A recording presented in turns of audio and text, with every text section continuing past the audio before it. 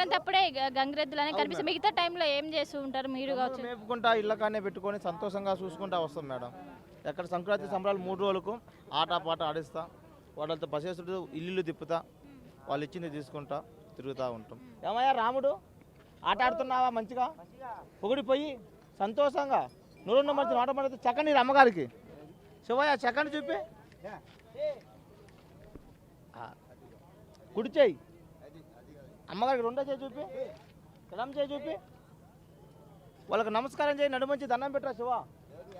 సంక్రాంతి సంబరాలలో నడుమంచి దండం పెట్టు, నడుమంచి దండం పెట్ట రాముడు మంచిగా.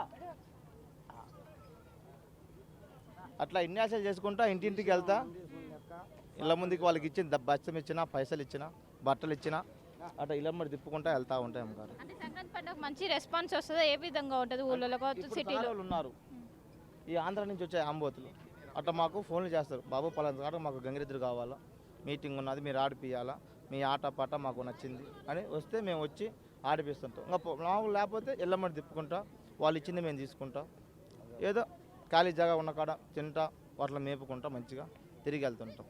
స్కానర్స్ కూడా పెట్టారు మీరు, ఏంటి? 10 ఒక్కరు ఎవరు పట్టినా ఆన్లైన్లో కదా మేడం, ఎవరు పట్టినా స్కానర్ అంటారు, అందుకని మేము స్కానర్లు పెట్టుకున్నాం. ఏదో వాళ్ళు తోచింది వాళ్ళు ఇస్తుంటారు. టెక్నాలజీ మారిపోయింది కదా మేడం, వెనకట కాలం కాదు కదా. ఇప్పుడు మా నాన్నల కాలం అంటే ఎవరు పట్టినా అప్పుడు పైసలు ఇచ్చేవాళ్ళు, ఇప్పుడు ఎవరు పట్టినా ఫోన్ అంటారు, అందుకని మేము కానీ ఆన్లైన్ పెట్టుకున్నాం. అట్లా ఇచ్చేవాళ్ళు ఇస్తుంటారు.